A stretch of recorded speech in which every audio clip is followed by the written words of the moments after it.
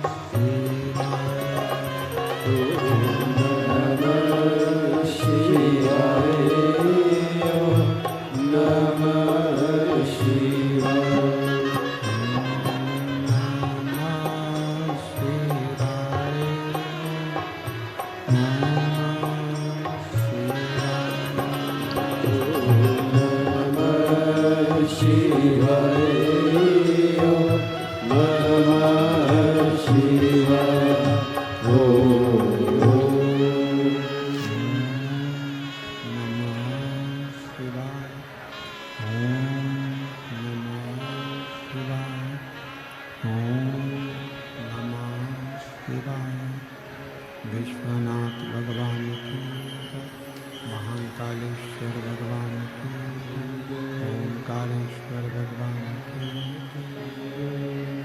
संत ज्ञानेश्वर माउली की, कुबरेश्वर महादेव की। हर हर महादेव, हर हर महादेव, हर हर महादेव। काशी विश्वनाथ ओगरदानी त्रिकालदर्शी कैलाशी अविनाशी भगवान शिव, जिनकी पुनीत पावन पवित्र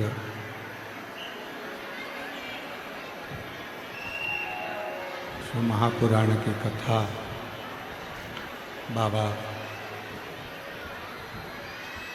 देवादिदेव महादेव की कृपा से, करुणा से श्रवण करने का सौभाग्य प्राप्त हुआ है। भगवान देवादिदेव महादेव, भगवान शिव, जिनकी अनुपम कृपा, करुणा, दया आप और हम पर हुई है।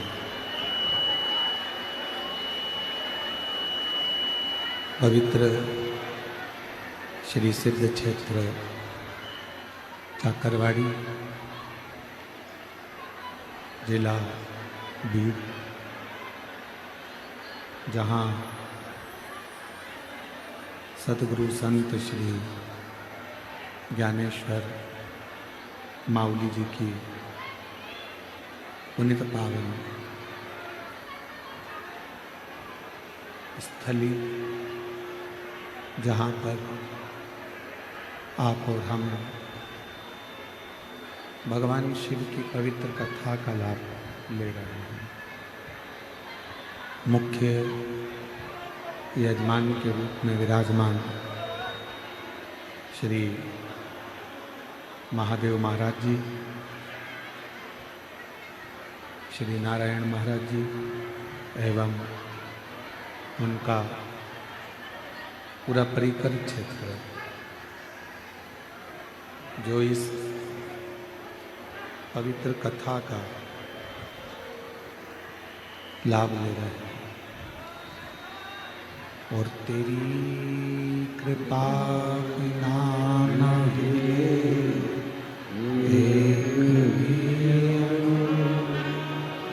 लेते श्वास तेरी कृपा से बखान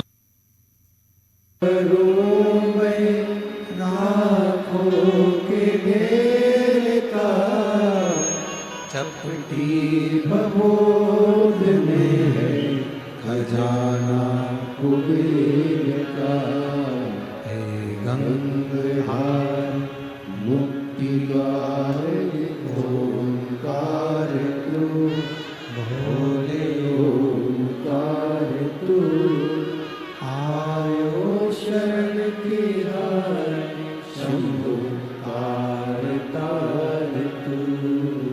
बखान क्या करूं मैं राखों के ढेर का, चपटी भगोत में है खजाना कुबेर का, हे गंगहार मुक्ति द्वार ओंकार तू, भोले ओंकार तू, आयो शरण तिहारी शंभु तार तार तू।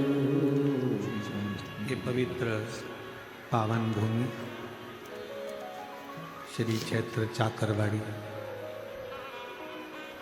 जहाँ शिव का एक अंश स्वरूप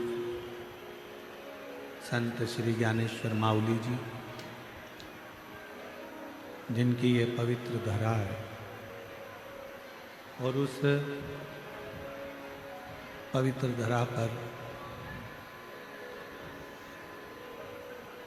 मैं श्री महादेव महाराज जी को धन्यवाद दूं कि उन्होंने इस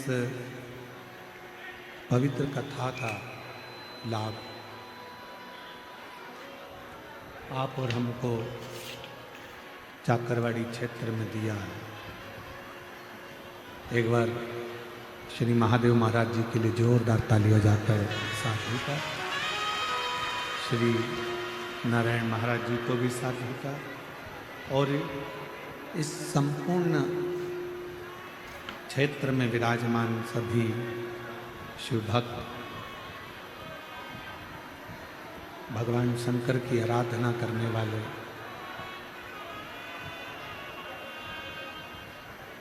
सभी शिव भक्तों को बहुत बहुत साधुता है।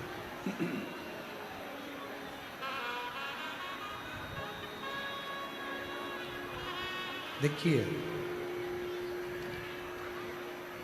भगवान शिव की आराधना जरूरी नहीं कि हम जल होगा तभी भगवान शिव को राजी कर सकेंगे।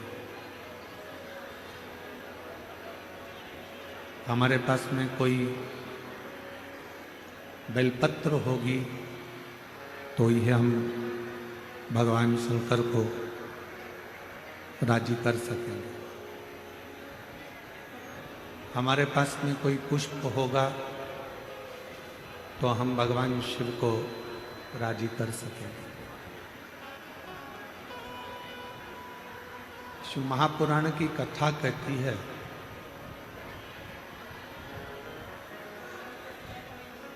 ये सारी सामग्री, पूजन का सारा सामान, ये सब बाद में है। पहले सबसे ज़्यादा अगर कोई जरूरी है, सबसे ज़्यादा यदि कुछ जरूरी है तो वो हमारा दिल, हमारा मन भगवान को समर्पित करना जरूरी है।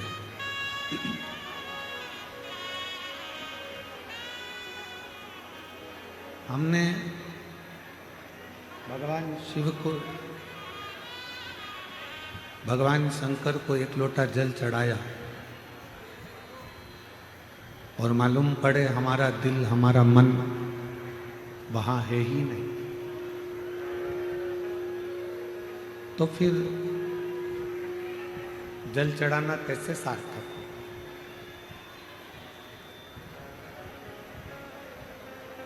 मंदिर की ही बेलपत्र उठाकर वापिस भगवान शंकर को समर्पित कर देना, भगवान शिव को चढ़ा देना, ये कब स्वीकार करते हैं भगवान? जब आपका मन, जब आपका चित्त, आपका मन, आपकी बुद्धि सब शिव में समाहित हो। जब तक भगवान शंकर में ये सब चीजें समाहित नहीं होगी, जब तक भगवान शंकर के उस शिवलिंग में हमारा मन, हमारा चित्त समाहित नहीं होगा, तब तक शिव प्राप्त नहीं हो सकता।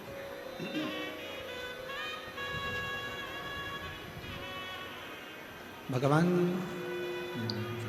शंकर की प्राप्ति का केंद्र बिंदु है हमारा दिल, हमारा मन, हमारा चित्त।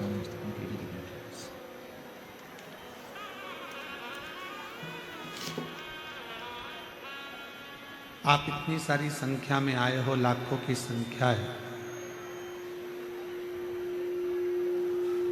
सरकारी आंकड़े के हिसाब से कथा के पहले दिन ही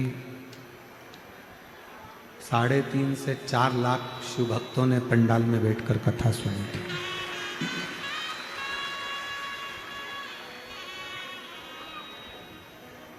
और मैं थोड़ा सा महादेव महाराज जी को इस चीज़ के लिए धन्यवाद देना चाहूँगा कि 4.5 लाख लोगों ने पहले दिन शिव पुराण सुनी और लगभग 2 से 2.5 लाख शिव भक्तों ने चाकरवाड़ी की भोजनशाला में भोजन ग्रहण किया।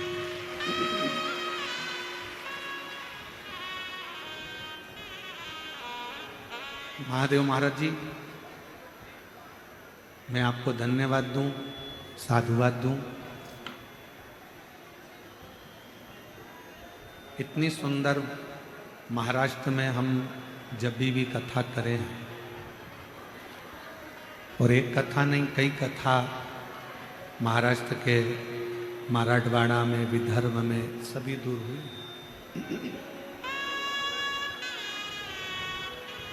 पर जो भोजन व्यवस्था चाकरवाड़ी में देखने को मिली वो भोजन व्यवस्था कहीं देखने को नहीं।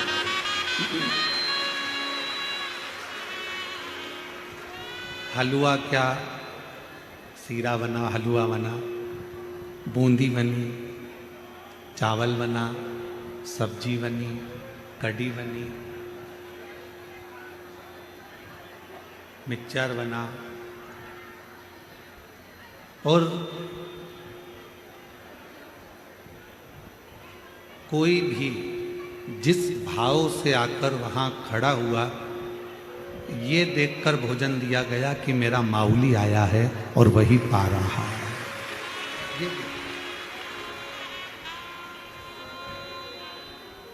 मैं इस पवित्र शिव महापुराण की कथा में संत ज्ञानेश्वर माऊली की इस पवित्र धरा से मैं महादेव महाराज जी आपको, नारायण महाराज जी आप सबको धन्यवाद दूं। बहुत बहुत साधुवाद।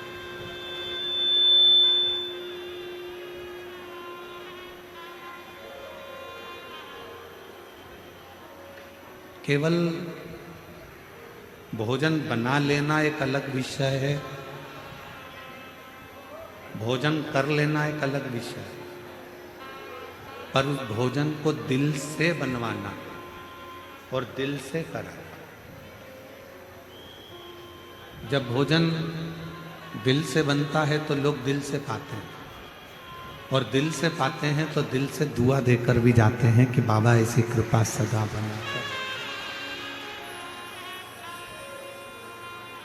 और तेरी कृपा बिना ना हिले एक भी अणु, लेते श्वास तेरी कृपा से तनु बखान क्या करो मैं रातों के ढेर का, चपटी भगोत में है खजाना कुबेर का। हे गंगाधार मुक्ति द्वार ओंकार तू, भोले ओंकार तू, आयु शरण तिहारी शंभु तार तार तू। और ये गूंज कम कर दो थोड़ी सी। ये जो भी कृपा होती है, ये जो भी करुणा है, ये जो भी दया है, जो भी कृपा है, ये एक जन्म की नहीं होती।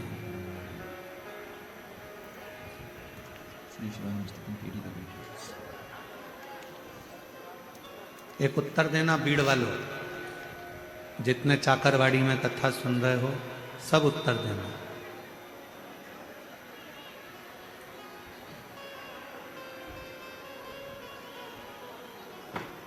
आपको निमंत्रण तब तक दिया जाता है जब तक आप मनुष्य की देह में हो, मानव के शरीर में हो।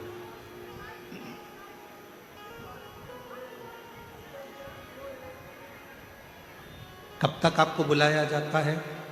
जब तक आप मनुष्य के शरीर में हो।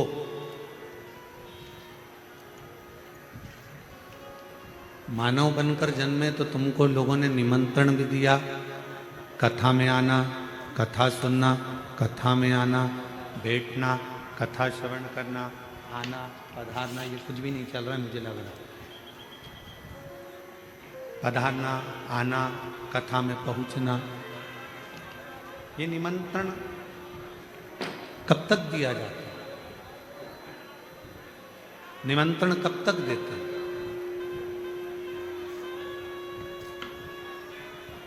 जब तक ये मानव का शरीर है।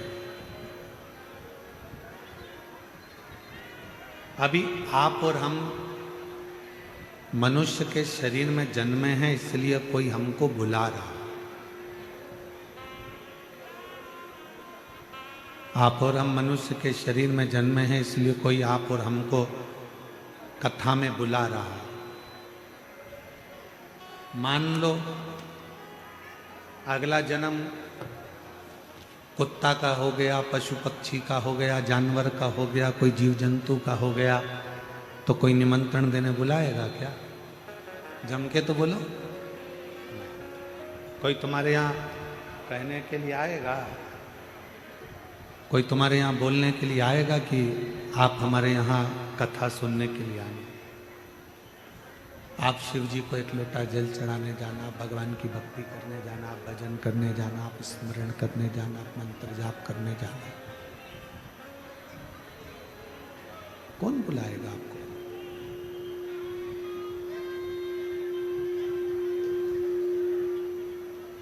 मनुष्य का शरीर मिला, मानव का शरीर प्राप्त हुआ, मानव का शरीर मिला तो कोई ने आपको निमंत्रण भी दिया।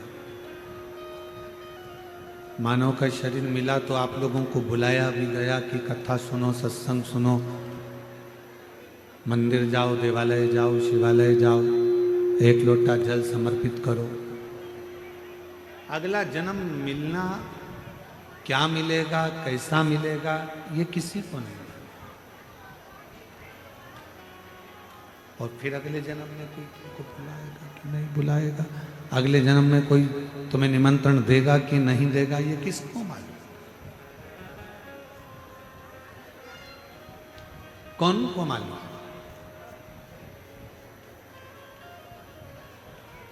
इसलिए मेरे देवाधिदेव महादेव को धन्यवाद देते रहा करो, मेरे शंकर भगवान को बार बार साधुवाद देते रहा करो कि आपने मुझे मानव का शरीर दिया और मैंने सत्संग किया।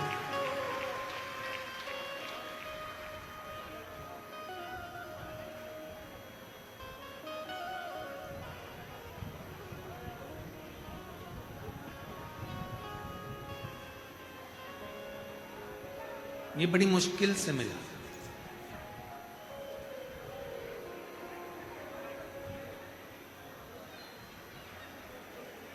मानव शरीर अगर मिल गया और उस मानव शरीर में भी भगवत भजन हो गया तो ये समझ लो कि शिव की कृपा,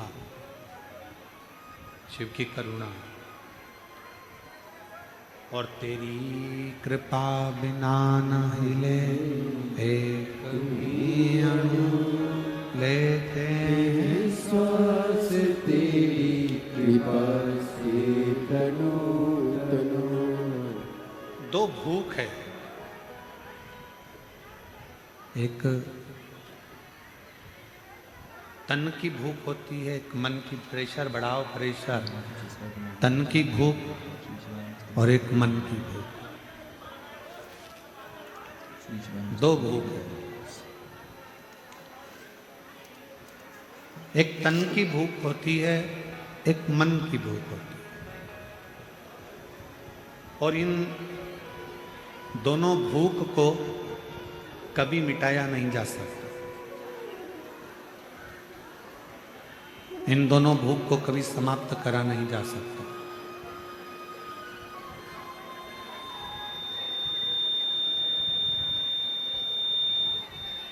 ना ही तन की भूख, बाहर की आवाज तो अंदर आ रही है पर अंदर की आवाज बाहर अंदर नहीं आ रही है। तन की भूख और मन की भूख, ये दो भूख है और इन दोनों भूख को कभी समाप्त नहीं करा जा सकता। ना ये तन की भूख समाप्त होती है, ना मन की भूख समाप्त होती है। फिर शिव महापुराण की कथा कहती है कि इन दोनों भूखों के समाप्त नहीं होती तो फिर करा क्या जाए।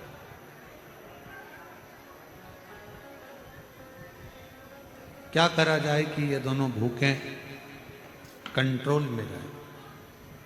तो कहा एक काम करो,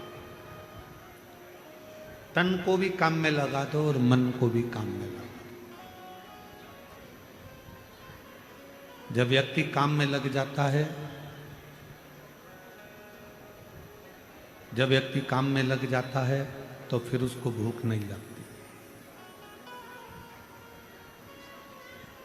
इस तन को अपने कर्म में लगा दो और इस मन को भगवान शंकर की भक्ति में लगा दो। ये दोनों जब काम में लग जाएंगे तो तन और मन भूखे नहीं। शरीर की भूख, तन की भूख और मन की भूख, इसको समाप्त करना बहुत कठिन, बहुत। पर दोनों को ही अगर हमने कर्म में लगा दिया, शरीर को भी कर्म में लगा दो, तन को भी कर्म में लगा दो कि परिवार का भरण पोषण करना है, परिवार को संभालना है, घर को संभालना है, कुटुंब को संभालना है, तो इसको शरीर को लगा दो काम में कि तुम काम करते हो, और मन को भी लगा दो।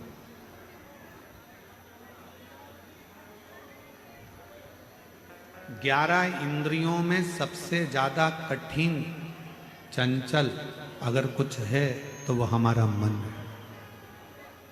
5 कर्मेंद्री, 5 ज्ञानेंद्री, और इन इंद्रियों पर भी सबसे ज्यादा भारी पड़ जाता है तो वो मन है।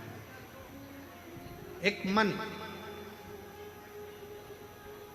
10 इंद्रियों पर भारी पड़ता है।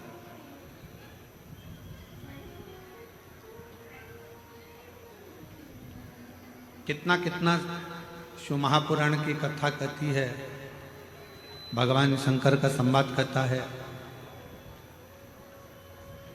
पार्वती मैया का जब प्रागट्य हुआ, मां पार्वती मैया जब जन्मी और हिमालय राज के यहां पर खूब बधाइयां बट रही है। मेरे घर में बेटी का जन्म हुआ है और हिमालय राज बड़े खुश हो रहे थे कि आज मेरे घर में एक बेटी का जन्म हुआ।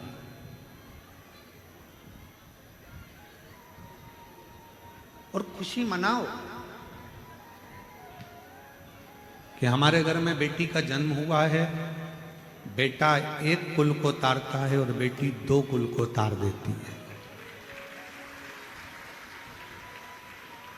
प्रसन्नता मनाओ, मना नहीं। इस चित्त को, इस मन को, एक बड़ा सुंदर संवाद है कि हमने अपने जीवन को, हमने अपनी उम्र को, हमने अपने भजन में इस मन को कितना लगाया, हमने कितना इस चित्त को लगाया, हमने कितना इस मन को लगाया। एक गुरुजी एक जजमान के घर आए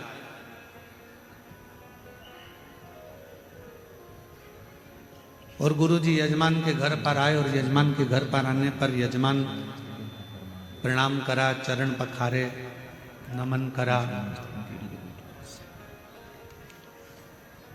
बहू थी नई, आ गई, प्रणाम करा उसने भी। इतने में गुरुजी ने बहू से पूछा,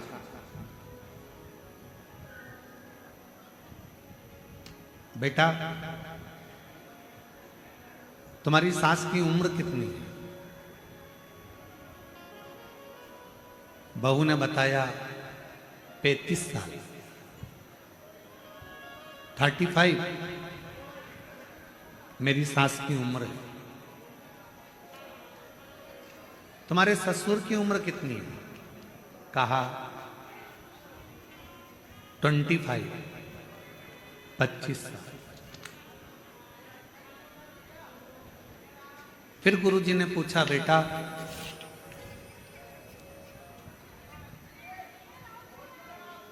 तुम्हारे पति की उम्र कितनी है? कहा कल ही पैदा हुआ है। फिर गुरुजी ने पूछा, तुम्हारी उम्र कितनी है? कहा 48 48 वर्ष। सास को गुस्सा आ गया, खड़ी हो गई। क्यों गुरुजी, मैं तुम्हें क्या 35 साल की दिख रही हूं? इसका ससुर क्या 25 साल का दिख रहा है? इसका पति कल पैदा हुआ तो शादी किसके साथ हुई? मेरी बहू सब झूठ बोल रही है, केवल इसने अपनी उम्र सही बताई है, बाकी के सब की उम्र झूठी बताई है।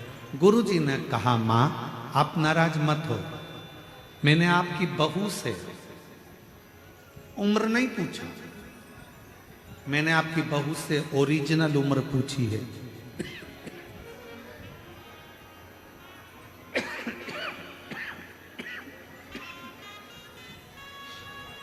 मैंने तुम्हारी बहू से असली उम्र पूछी।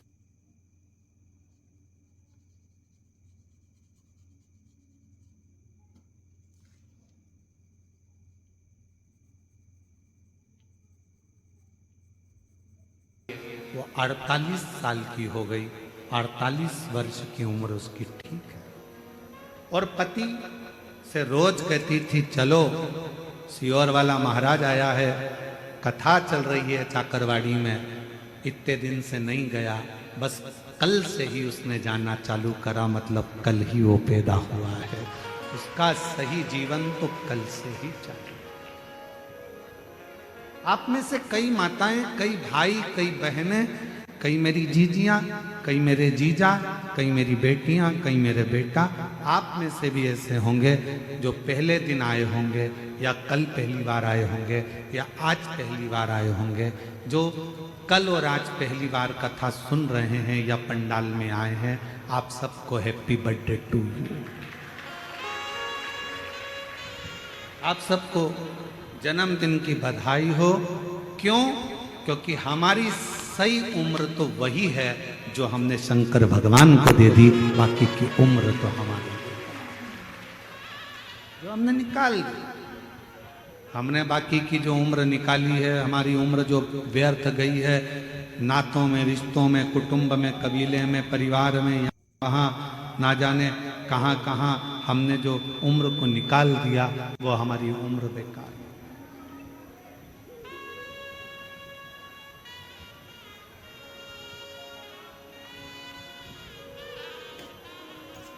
मैं महादेव महाराज जी आपको साधुता दूं, महाराज नारायण महाराज सबको, कि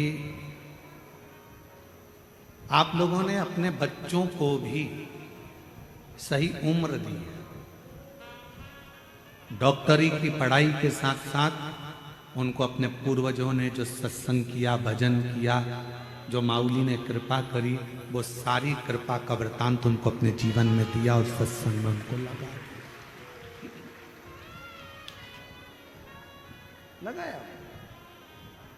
कितना मुश्किल है ये मानव जीवन को सत्संग में लगाना, कितना कठिन है ये मनुष्य शरीर को परमात्मा तक लेकर जाना, कितना कठिन। Subscribe to my YouTube channel KD Deviya. Shri शिवाय नमस्ते हर हर महादेव। ज्यादा कठिन है ये मन। श्री शिवाय नमस्ते। इसको लगाओ सत्संग में, भजन में, चले जाता है भोजन में। इसको भेज दो सत्संग में, तीर्थ में, चले जाता है फिल्म में। अपने मोबाइल में गूगल पर सर्च करो या इंस्टाग्राम पर देखो या व्हाट्सएप पर देखो, बहुत सारी चीजें 24 घंटे आती रहती है। 24 घंटे तुम देख देख के थक जाओगे, पर तुम्हारा मोबाइल नहीं थकेगा, इंस्टाग्राम नहीं थकेगा। व्हाट्सएप नहीं थकेगा, गूगल नहीं थकेगा, यूट्यूब नहीं थकेगा, ट्विटर नहीं थकेगा। तुम थक जाओगे, तुम्हारी आंखें दुखने लगेगी, मोबाइल देखते देखते तुम्हारा सिर दुखने लगेगा, पर मोबाइल नहीं दुखेगा। 50 चीज दिन भर मोबाइल में आती है, रात भर मोबाइल में आती है। अब ये आपके ऊपर आधारित है कि आपको उसमें से क्या ग्रहण करना है।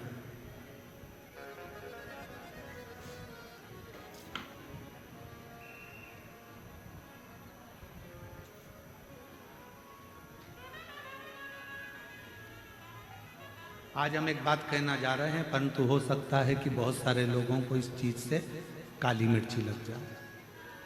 महादेव महाराज जी, हमारी बात से थोड़ा लोगों को बहुत लगती बहुत हो सकता है कि कई लोगों को ये बात लग जाए।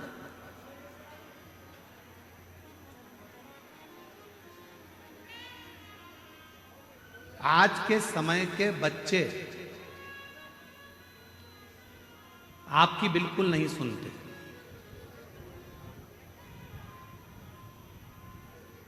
सौ बच्चों में से 10 बच्चे ऐसे होंगे जो अपने माँ बाप की सुनते होंगे, बाकी के 90 की तो हम गारंटी ले रहे हैं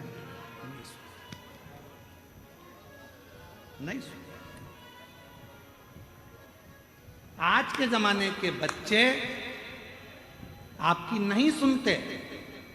आज के जमाने के बच्चे आपकी नकल करते हैं। क्या करते हैं? जम के बोलो जरा, नकल। पापा ने ऐसा किया था, मम्मी ने ऐसा किया था, दादी ने ऐसा किया था, दादा ने ऐसा करा था, बुआ जी ने ऐसा करा था, नानी जी ने ऐसा करा था। उनने मुझे 500 का नोट दिया तो मैं भी 500 ही दूंगा। उनने अपने व्यवहार में 200 रुपये दिया थे, मैं भी 200 रुपये दूंगा। उनने बिछुड़ी दी थी, पायल दी थी शादी में, मैं भी पायल दूंगी। आज के जमाने के बच्चे आपकी नहीं सुनते। आज के जमाने के बच्चे आपकी नकल करते। तो मेरा निवेदन है, अगर बच्चे आपकी नकल कर रहे हैं तो आप उनको अच्छी नकल दो। दिन भर मोबाइल पकड़कर अगर मम्मी बैठी रहेगी तो बच्चे भी दिन भर मोबाइल पकड़कर बैठे रहेंगे। और अगर मम्मी दिन भर अच्छी किताब लेकर बैठी रहेगी तो बच्चे भी अपनी पुस्तक लेकर बैठे रहेंगे। दादी दिन भर सीरियल देखेगी तो बच्चे भी सीरियल देखेंगे। दादी अगर लड़ाई करेगी तो बच्चे भी लड़ाई करेंगे। इसलिए दादियों से भी निवेदन है कि टीवी पर शिव पुराण सुनना तो बच्चे भी कभी ना कभी सत्संग सुनने की आदत डाल लेंगे। नकल करते हैं बच्चे, माँ जैसा करेगी वैसे बच्चे करेंगे। आज का जमाना है, आज के बच्चे आपकी सुनते नहीं पर नकल पूरी करते हैं। मम्मी ने तुम भी तो इतनी देर से मोबाइल लेके बैठी थी और मुझे पढ़ने बिठा दिया। आज के बच्चे कहते हैं, बोलो दीजिए सही है कि गलत है।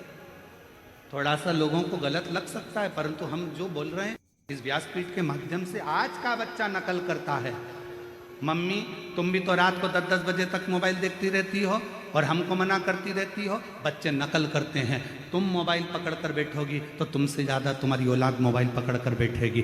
तुम दिन भर शॉपिंग करोगी तो तुम्हारी औलाद भी बाइक लेकर जाएगी और मॉलों में शॉपिंग करेगी। तुम अगर 24 घंटे मायके बात करोगी फोन पर तो तुम्हारी औलाद भी फिर टीना मीना गीना नीना से बात करती रहेगी। बस यही चीज। बच्चे आपको और हमको देख रहे हैं, बच्चे घर के माँ बाप को देख रहे हैं। आज के बच्चे आपकी सुनते कम हैं पर आज के बच्चे आपकी नकल ज़्यादा करते हैं। इसलिए अपने बच्चों को अगर नकल भी सिखा रहे हो तो एक काम करना, रोज आधा 1 घंटा रामायण लेकर, भागवत लेकर, गीता लेकर, शिवपुराण लेकर, ज्ञानेश्वरी लेकर अपने हाथ में लेकर बैठना। तो मुझे उम्मीद है कि आने वाली पीढ़ी भी वो शब्द याद रहे, वो भी पकड़े।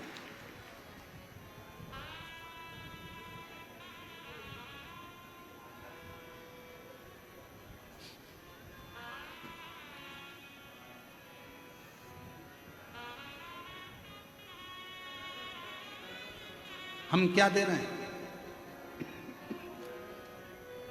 कल महादेव महाराज जी वो बुजुर्ग से महाराज जी आए थे ऊपर थोड़ा विश्राम का, क्या नाम था? नेत्र आए, माइक तो दो जरा, माइक दो।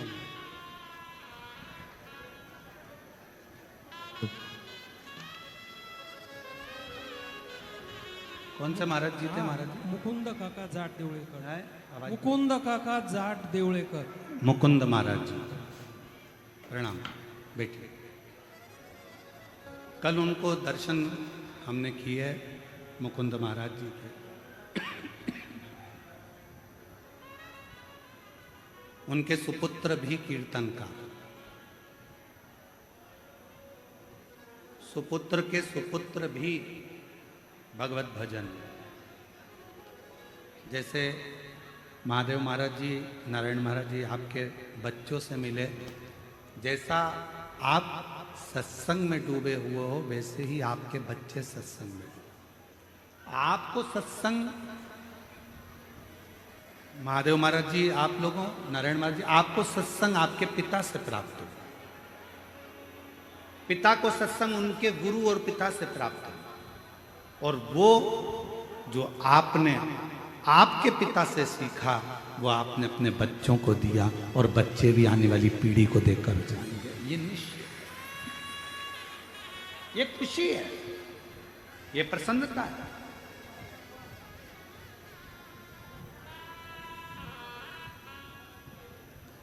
आज के जमाने की शिक्षा भी आपने अपने बच्चों को दी है, और जो संस्कारों की शिक्षा है वो भी अपने बच्चों को दी।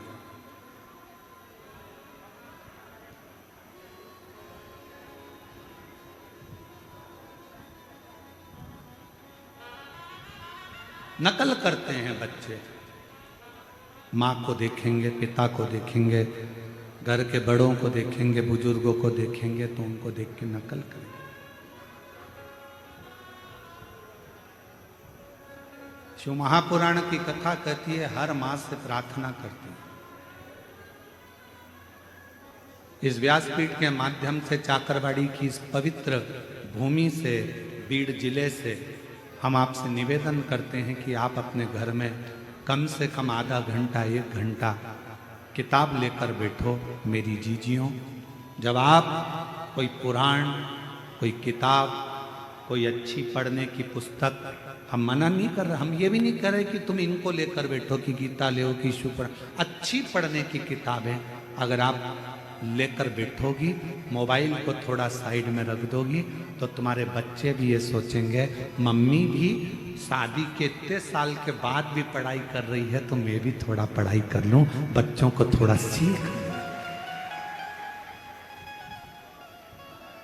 थोड़ी सी। गायत्री परिवार वाले कहते हैं हम सुधरेंगे युग सुधरेगा, यही बोलते हैं, जम के बोलो, क्या बोलते हैं? हम सुधरेंगे युग सुधरेगा, हम बदलेंगे युग बदलेगा। बदलना किसको है? पहले अपने आप, हमको स्वयं।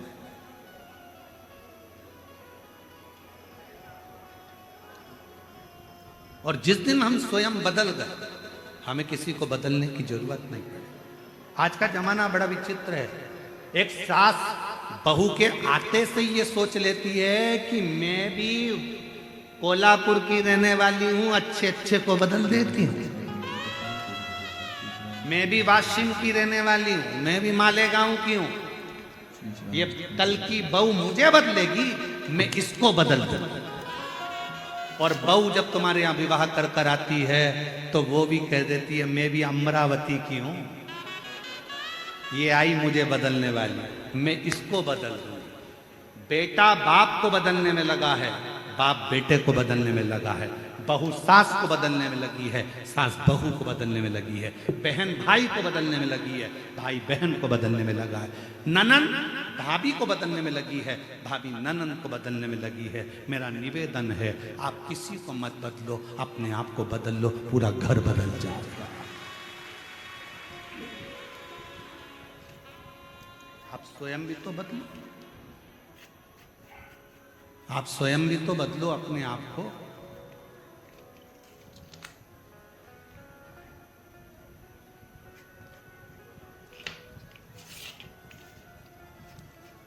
स्वयं बदले।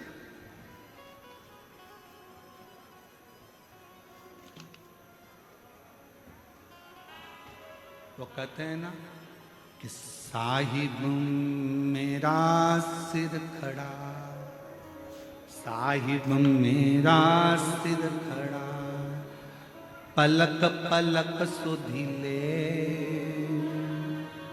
जब ही गुरु कृपा करे तब ही शिव झोली भर के दे। आप खुद अपने आप को जब बदल लोगे, जब अपने आप को तुमने चेंज कर लिया, बदल लिया, तो फिर कोई तुमको बदलने वाला नहीं आएगा। फिर अपने आप सब कुछ बदल जाएगा, सब सब, सब।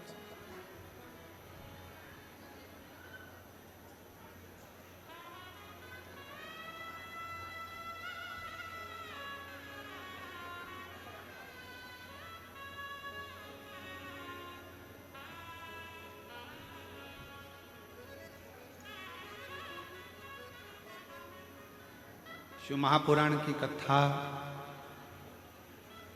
करते करते 30 साल के लगभग में हो जाए।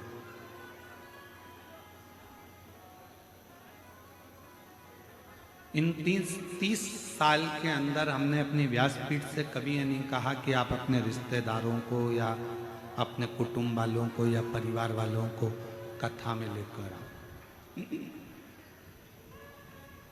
कभी नहीं बोला। इन 30 साल में आपसे केवल इतना जरूर कहा कि आप कथा तक आओ। जब आप कथा तक आओगे, एक ना एक दिन ऐसा आएगा कि अपन अगर सुधर गए, अपन शिव तक जाना चालू कर दिए, तो एक दिन पूरा मोहल्ला, पूरा गांव, पूरा घर, सब शंकर के मंदिर जाना चालू।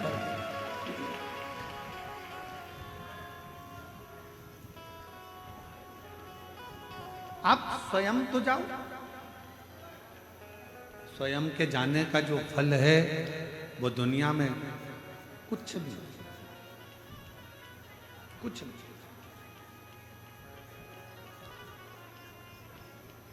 और मत बुरे कर्म कर बंदे, वरना पछताएगा, भगवान की आंखों से तू बच नहीं पाएगा, तू बच नहीं पाएगा। अरे ओ अज्ञानी मत करना दानी, अरे ओ अज्ञानी मत करना दानी। तेरे कर्म का फल भी तू ही पाएगा, जैसा किया तूने तेरे आगे आएगा। मत बुरे कर्म कर बंदे, वरना पछताएगा, भगवान की आंखों से तू बच नहीं पाएगा, तू बच नहीं पाएगा। हम स्वयं को सुधार लें।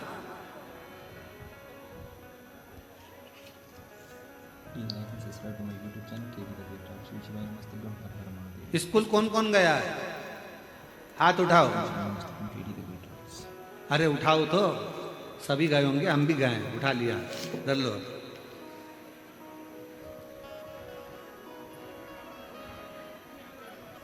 सारे सब्जेक्ट की अलग अलग एक एक फेयर कॉपी होती है। बोलो तो, कौन सी कॉपी? Fair copy. हिंदी की, अंग्रेजी की, गणित की, साइंस की, सब की फेयर कॉपी एक अलग होती है, सबकी अलग अलग होती है। और एक कॉपी बिचारी होती है जिसमें सारे सब्जेक्ट को लिखा जाता है, उसको कहते हैं रफ कॉपी। बोलो सही है कि गलत? अरे बोलो तो जम के। रफ, टीचर ने कुछ लिखाया बोर्ड पे, वो लिख लिया, फिर किसी ने लिखाया, वो लिख लिया। अंग्रेजी का आया, साइंस वाला आया, मैथ वाला आया, फिर ये आया संस्कृत वाला, फिर ये हिंदी वाला, सब रफ में उतार लिया। फिर बाद में से रफ से अपन ने उसको फेर कॉपी में उतार दिया और एक कॉपी अलग फेर बना दी। घर में भी फेर कॉपियाँ तो जितने घर के बेटे हैं, बहुएं हैं, ये सारी फेर कॉपी हैं। और घर के जो बुजुर्ग हैं ये रफ कॉपी हैं, बहुत कुछ लिख लेते हैं और आपको अच्छा बना देते हैं। घर का बुजुर्ग रफ कॉपी की तरह है, इसने भी कुछ कहा, उसने भी कुछ कहा, बड़ी बहू कुछ बोल गई, छोटी कुछ बोल गई, मंजला कुछ बोल गया, संजला कुछ बोल गया, ननद आई बोल गई, मामा जी आए बोल गए, फूफा जी आए बोल गए। वो रफ कॉपी घर का बुजुर्ग सब अपने अंदर उतारता जाता है और उन सब की सुनकर फिर रफ कॉपी में से फेर कॉपी बनाता जाता है। बड़े बेटे को कह देगी बेटा ऐसा कर लेना, छोटे को कह देगी ऐसा कर लेना। हिंदी सही कर दी, अंग्रेजी की कॉपी सही कर दी, साइंस की कॉपी सही कर दी, पूरे घर को अच्छा कॉपी दिया, फेर कॉपियां दे दी और घर की वो रफ कॉपी तो रफ ही रह गई। आखिरी में भी लोगों ने कहा माँ तू चुप रहे, तुझे कुछ नहीं आता। क्यों? क्योंकि वो रफ थी, उसने सब कुछ धारण करा, फेर नहीं हो पाई क्योंकि सबके लिए जी थी। ये कॉपी रफ कॉपी सबके लिए जी है। ये रफ कॉपी आखिरी में उठाकर खत्म हो जाती है, भरा जाती है तो फेंक दी जाती है और फेर कॉपी को तो एग्जाम तक भी संभाल कर रखा जाता है। काम आएगी, काम आएगी, काम आएगी। माँ बाप वो रफ कॉपी हैं जिन्होंने आप जैसे बच्चों को फेर कॉपी बना दिया और आपको अच्छे बैग में सजाकर एग्जाम तक पहुंचा दिया। वो माता पिता और उस माता पिता का आदर करो, सम्मान करो, सत्कार करो। आज बच्चों को जैसे एक माता पिता को बच्चों की जरूरत होती है, इसी तरह बच्चों को भी अपने माता पिता की जरूरत होती है, इसी तरह माता पिता को भी बच्चों की जरूरत होती है। हिमालय राज की नगरी में नगाड़े बज रहे हैं, बैंड बाजे बज रहे हैं, ढोल बज रहे हैं, मृदंग बज रहे हैं। क्यों? हिमालय राज के घर में बेटी का जन्म हुआ।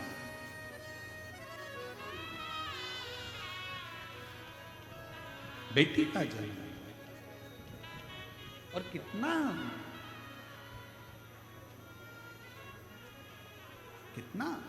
जरा देखो, शिव महापुराण की कथा को उठाकर देखिएगा। शंकर भगवान की धर्म पत्नी पार्वती जी का जन्म होता है तो हिमालय राज के यहाँ पर नगाड़े बजते हैं, ढोल बजते हैं। शंकर भगवान की खुद के घर में अशोक सुंदरी का जन्म होता है। जया, विषहरा, शामली बारी, दौतली, देव। शंकर भगवान के घर में 6 लड़कियों का जन्म होता है। गणेश जी का जन्म हुआ तो नगाड़े नहीं बजे, कार्तिकेय का जन्म हुआ तो नगाड़े नहीं बजे, और शंकर भगवान के घर में भी अगर बेटी का जन्म हुआ है तो नगाड़े बज रहे हैं, नगाड़े बज रहे हैं, आनंद हो रहा है। चारों तरफ बधाइयां बांटी जा रही हैं कि हमारे घर में बेटी का जन्म हो गया। बेटी का पर बेटी भी हो तो ऐसी हो जो अपने माँ बाप का नाम रोशन करे। आज के जमाने में एक बेटी ने इंदौर में ऐसा काम कर दिया कि पूरा मीडिया हिलकर रह गया। आप सबको मालूम होगा वो राजा की कथा कि क्या उत्पात मचा है। ऐसी बेटी, ऐसी बेटी पार्वती माता का जन्म हुआ। हिमालय राज की नगरी आनंदित हो गई, आनंदित। पूरी हिमालय राज आज गौरवान्वितता महसूस कर रहे हैं। और मेरा बेटियों से निवेदन है, जितनी बेटियां इस आस्था चैनल के माध्यम से कथा सुन रही हैं, जितनी सोशल मीडिया पे कथा सुन रही हैं, और जितनी इस चाकरवाड़ी की पवित्र भूमि पर कथा सुन रही हैं, माउली बाबा के इस पवित्र स्थान से, मेरे शंकर का एक रूप है माउली, उनके एक इस पवित्र स्थान से जितनी बेटियां कथा श्रवण कर रही हैं, मैं उनसे भी कहूँगा कि आप केवल एक बेटी ऐसी होती है जो अपने माँ बाप को 94 तरह के नरक में से बाहर निकाल के ले आती है। बेटी, बेटा नहीं, बेटा एक कुल को तारता है। बेटे को तो कन्यादान, बेटे को तो बाप का पिंडदान करना पड़ता है, बेटे को तो माँ का पिंडदान करना पड़ता है, बेटे को तो दादा दादी का पिंडदान करना पड़ता है, तब जाकर वो तरते हैं। पर बेटी को पिंडदान की भी जरूरत नहीं पड़ती। जब माँ बाप अपनी बेटी का कन्यादान करते हैं, कन्यादान के समय पर माँ बाप 94 तरह के नरकों से छूट जाते हैं। 94 तरह के नरक से छूट जाते हैं। बेटी बेटी होती है।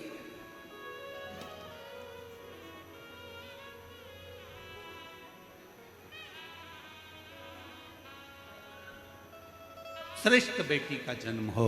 हिमालय राज के घर में पार्वती जी का जन्म हो और हिमालय राज की नगरी बड़ी आनंदित हो रही, बड़ी आनंद। और महाराज वो कहते हैं ना, चौक पुराओ माटी रंगाओ, आज मेरे घर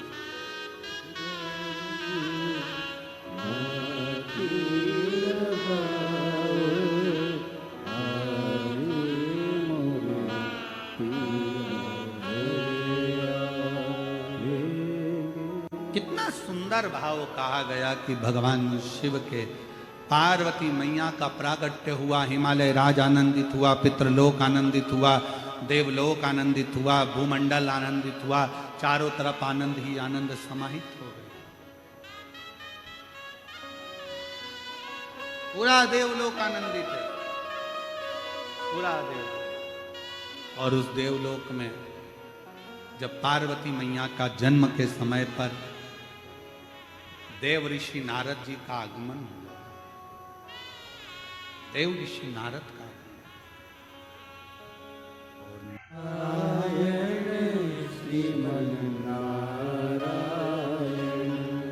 देव ऋषि नारद का आगमन हो गया।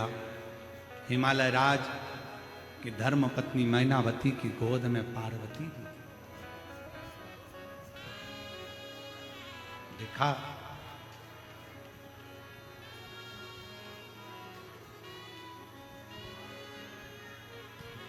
गोदी में पार्वती। देव ऋषि नारद जी ने देखते ही श्रीमन नारायण श्रीमन नारायण श्रीमन नारायण श्रीमन नारायण, बहुत ठाका लगाए नारद जी महाराज, खूब तेज हंसे, बहुत तेज। नारायण श्रीमन